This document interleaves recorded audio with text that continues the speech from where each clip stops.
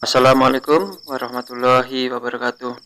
Apa kabar para sahabat semua? Mudah-mudahan kalian senantiasa sehat dan mudah-mudahan urusan kalian juga senantiasa dimudahkan oleh Allah.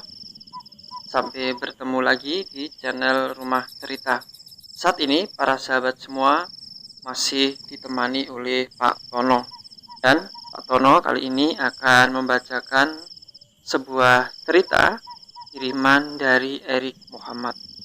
Cerita kiriman dari Erik Muhammad ini berjudul Travel Hantu.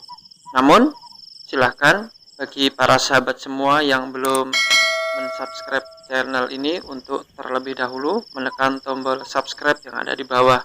Karena nanti jika para sahabat sudah menekan tombol subscribe, maka jika ada video terbaru, para sahabat semua akan mendapatkan notifikasi. Baik, cerita dilanjutkan. Namaku Firman.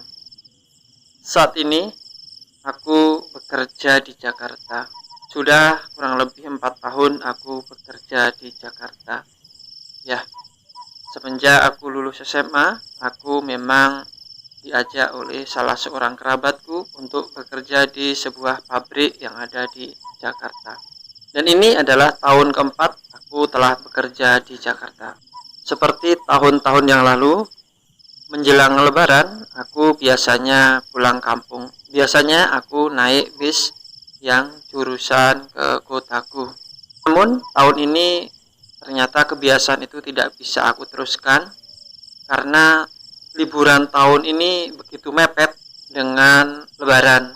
Ya, ini karena pesanan dari luar negeri sangat banyak sehingga kami harus bekerja terus supaya pesanan dari luar negeri ini selesai tepat waktu.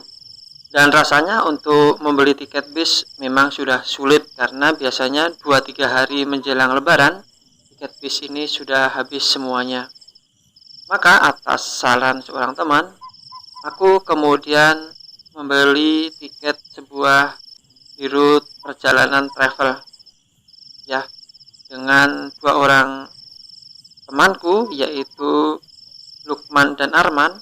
Akhirnya aku membeli tiket travel menuju ke kotaku. Malam itu sekitar jam 8 malam aku telah sampai di sekitar terminal Kampung Rambutan, Jakarta Timur. Dan di dekat terminal itu, tapi waktu itu aku tidak masuk ke terminal, ada beberapa kios yang ada di samping terminal. Dia memang menjual tiket-tiket untuk travel. Aku kemudian menunggu di tempat dan benar saja sekitar jam 9 malam akhirnya mobil travel yang ingin kami tumpangi untuk pulang ke Jawa Tengah, mobilnya telah sampai. Mobil itu tak begitu lama kemudian melanjutkan perjalanannya dan saat itu mobil sempat mampir beberapa kali di tempat penjualan tiket sampai pemberhentian terakhir adalah di sekitar MM 2100 di Bitung, Bekasi.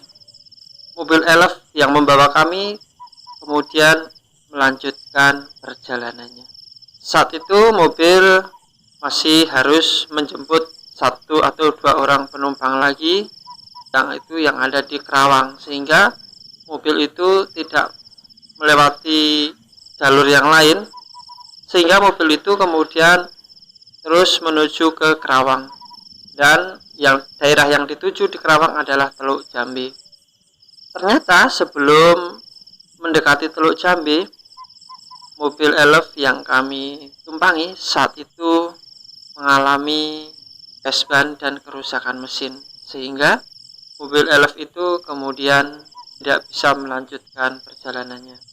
Dan setelah diperbaiki kurang lebih 2 jam lebih, ternyata mobil itu tidak bisa untuk jalan juga karena ada satu komponen dari mesinnya yang mengalami kerusakan. 4 jam 11 malam akhirnya ada sebuah mobil elf yang lewat di situ juga. Sang sopir elf kemudian menyegat mobil itu dan aku tidak tahu apa yang dibicarakan mereka. Tapi perkiraanku mereka ingin mengalihkan angkutan ini kepada mobil elf yang baru lewat itu, karena memang mobil elf yang baru lewat itu tampaknya kosong. Di situ hanya ada 2 orang, yaitu salah seorang sopir dan kernet dari mobil elf itu. Dan akhirnya kesepakatan sepertinya telah dicapai. Kami kemudian pindah ke mobil elf itu. Tak lama kemudian mobil elf itu pun kemudian berlari ke arah timur, ke arah Jawa Tengah. Saat itu mobil elf langsung menuju ke jalan raya. Namun anehnya kali ini mobil elf itu tidak melewati jalur tol, tapi malah melewati jalur biasa. Kalau untuk melewati jalur tol biasanya sih cepat gitu, cuman kalau jalur biasa kan jadi lama. Kemudian mobil ini terus berjalan, dan sekitar jam 12 malam aku merasa agak aneh, karena mobil bis yang kami naiki ini seperti masuk ke dalam hutan yang begitu lebatnya. Aku lalu bertanya kepada salah seorang kru dari mobil elf itu yang mengaku namanya adalah Pak Fuad. "Pak, ini mau kemana nih Pak, kok lewat sini?" kataku kemudian. "Oh, ini mau ngambil penumpang lagi mas, soalnya ini kan mobil isinya baru ada 7 orang, jadi ini masih bisa ditambahin lagi mas," kata orang yang mengaku Pak Fuad itu. Mobil kemudian meneruskan perjalanan lagi sampai menemukan sebuah loket, dan di loket itu kemudian naik kurang lebih 3 orang penumpang. Dan setelah itu aku lalu berkata kepada Pak Fuad, "Pak, ini kan sudah penuh nih Pak penumpangnya Pak. Kalau gitu gini aja Pak, mendingan lewat tol Pak, soalnya kan sudah tidak ada yang dinaikkan lagi Pak." Kemudian Pak Fuad bilang kepada sang supir untuk menuju ke jalan tol. "Pir, kita langsung ke jalan tol saja ya." "Iya, kita akan masuk tol," kata supir elf itu. Dan tak lama kemudian mobil kemudian masuk ke jalur tol.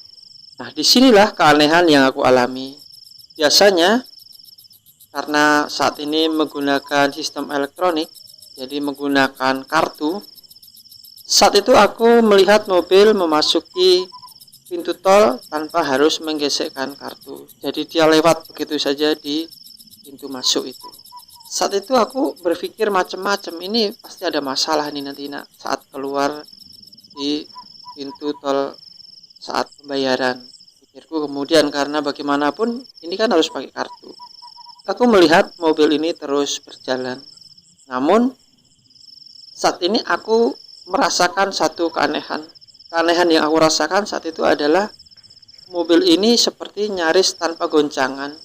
Sepertinya mobil ini seolah-olah melayang di atas tanah, karena tidak ada suara goncangan yang aku rasakan di mobil ini. Dan mobil rasanya ini berjalan begitu kencang. Bahkan sampai di pintu tol keluar rasanya tidak sampai 1 jam. Ini sudah sampai di pintu tol yang keluar. Keanehan yang kedua adalah ternyata di pintu tol yang kedua pun mobil ini keluar begitu saja, dan dia tidak menempelkan kartu di loket pembayaran, atau dia tidak menyerahkan uang tunai kepada petugas yang ada di pintu tol. Itulah keanehan yang aku lihat. Terus saat itu dengan Lukman dan Arman hanya saling berbisik saja kepada mereka, dan mereka rupanya tidak memperhatikan saat mobil itu masuk dan keluar tol, sehingga mereka terlihat agak cuek dengan apa yang aku katakan barusan. Setelah mobil keluar dari pintu tol, akhirnya mobil masuk ke jalan provinsi yang ada di kota. Di jalan-jalan itulah aku melihat mobil ini lalu menyimpang arah. Mobil ini tidak melewati jalur jalan raya yang biasanya aku ketahui. Aku merasakan mobil itu masuk ke seperti perkampungan, dan saat itu Masya Allah aku merasakan mobil ini seperti melayang. Mobil ini rasanya seperti terbang saja, aku merasakan saat itu. Lukman, ketika aku colek, Aku bilang kepada Lukman, "Man, ini kita naik mobil apa-apa, Man? Coba kamu rasakan, coba kamu lihat di sekitar." Saat itu Lukman langsung terkejut. Kenapa? Ternyata saat itu Lukman melihat mobil ini melayang di atas air kali. Jadi mobil ini terbang di atas sungai. Saat itu sebenarnya aku sudah ingin protes kepada Pak Fuad yang merupakan kernet dari mobil elf ini. Namun saat itu aku sudah tak berani lagi karena aku berpikir situasi yang aku alami saat ini sudah situasi irasional yang di luar kendali kami. Mobil terus berjalan ke arah timur dan akhirnya sampailah mobil ini di kota Cirebon. Di kota Cirebon, aku melihat salah seorang penumpang telah turun. Dan ketika aku melihat salah seorang penumpang ini turun dari mobil itu, aku melihat sang penumpang itu turun dan langsung melesat terbang. Saat itu aku, Lukman dan Arman hanya terbengong-bengong saja melihat penumpang itu yang terlihat terbang begitu saja. Fuad rupanya melihat apa yang kami lakukan saat itu. Hahaha, kenapa kalian? Udah, tenang saja. Yang penting sampai tujuan. Kata Pak Fuad kemudian. Mobil kemudian melanjutkan perjalanannya ke arah timur. Saat itu travel ini tampak aneh karena di beberapa tempat travel ini menaikkan dan menurunkan penumpang mereka. Jadi ini seperti bis reguler pada umumnya, tapi ini travel yang bentuknya seperti elf. Dan saat itu naik seorang penumpang wanita. Dan saat naik itulah aku kemudian rasanya ingin teriak melihat penumpang itu. Ya, penumpang itu berbentuk seorang wanita, namun lehernya tampak seperti mau putus. Darah meleleh dari mana-mana dan kepala seperti mau terjatuh ke arah kiri. Situasi saat itu benar-benar begitu horor buatku, begitu mencekam buatku. Pemandangan yang aku lihat saat itu benar-benar di luar batas kemampuanku. Ketika aku melihat kepala itu sudah mau putus dengan luka menganga dan darah mengucur. Bahkan saat itu aku lihat lantai mobil itu pun dipenuhi oleh darah yang mengucur. Namun yang aku herankan saat itu, Fuad dan sopir serta penumpang yang lainnya itu terlihat cuek begitu saja. Hanya aku, Lukman, dan Arman yang saat itu terlihat kebingungan. Kami bertiga tak bisa menyembunyikan rasa takut kami dengan situasi yang saat itu terjadi.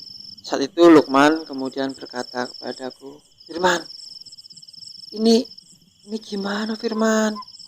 Kita bisa selamat nggak kira-kira?" Kemudian Arman juga berkata, "Tenang Lukman, kita berdoa, kita masih punya Tuhan." Aku kemudian membaca doa-doa yang aku bisa, walaupun hanya di dalam hati. Saat itu aku melihat wajah super elf yang tampak menatap tajam ke arahku. Saat itu aku lihat matanya tampak bersinar berwarna merah dan menatap erat ke arahku. Ya, sang supir itu tampak menatap kuat-kuat kepadaku. Aku bergidik melihat tatapan mata yang tak bersahabat itu. Namun aku tidak bisa berbuat banyak.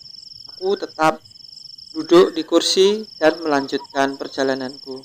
Namun aku juga saat itu tetap membaca bacaan-bacaan yang aku bisa untuk menenangkan hatiku. Mobil terus berjalan ke arah timur, melewati kota yang ada. Dan sampai akhirnya mobil itu lewat di Alas Roban, Semarang.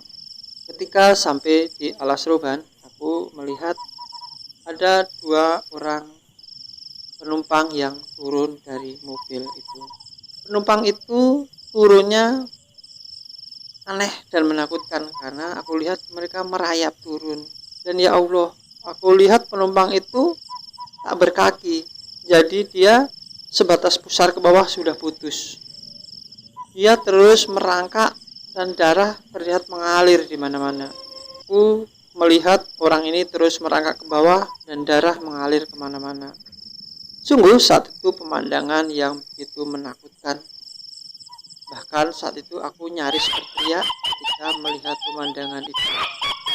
Mobil kemudian berjalan kembali. Dan kali ini mobil melewati jalan raya. Saat ini aku telah mencapai satu daerah bernama Bawen. Mobil ini tampak aku melihat seperti ada api yang menjalar di belakang. Aku saat itu berteriak-teriak kepada sang sopir kalau mobil ini kebakaran. Namun, sang sopir mobil ini terlihat hanya tertawa saja. Ada apa kalian ketakutan? Ini memang mobil bekas kecelakaan dan akhirnya terbakar. Aku mendengar sang sopir berkata seperti itu. Dan akhirnya aku di Salatiga itu aku sampai di satu daerah yang bernama Pasar Sapi. Saat itu jam telah menunjukkan pukul 3:30. Beberapa saat kemudian aku telah sampai di Salatiga. Di Salatiga saat itu jam menunjukkan pukul 3:30 pagi. Saat itu suasana di terminal itu masih begitu sepi. Dan ketika di tempat yang sepi itulah aku melihat ada 3 orang yang ingin naik ke mobil elf. Namun satu di antara ketiga orang itu aku melihat lehernya telah putus. Sebenarnya aku tadinya ingin sampai ke terminal namanya Tingkir. Namun demi melihat kejadian itu aku langsung menangkap tangan Lukman dan Arman. Kedua temanku ini langsung aku tarik tangannya. Ayo turun, cepat turun. Udah, gak usah sampai terminal, sampai sini saja nanti ada mobil kok. Aku kemudian mengajak kedua orang ini untuk turun. Loh, kok turun sini? Katanya kalian mau turun di terminal Tingkir. Kata sopirku kemudian berkata, Pak, saya turun sini saja Pak nih. Soalnya ini kan kalau dari sini juga nanti biasanya ada kendaraan yang mengantarkan kami. Aku kemudian.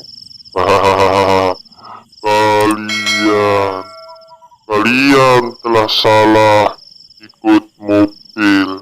Kata suara itu. Dan aku tidak mau terlalu banyak tanya. Aku kemudian buru-buru menarik tangan kedua temanku ini yaitu Lukman dan Arman.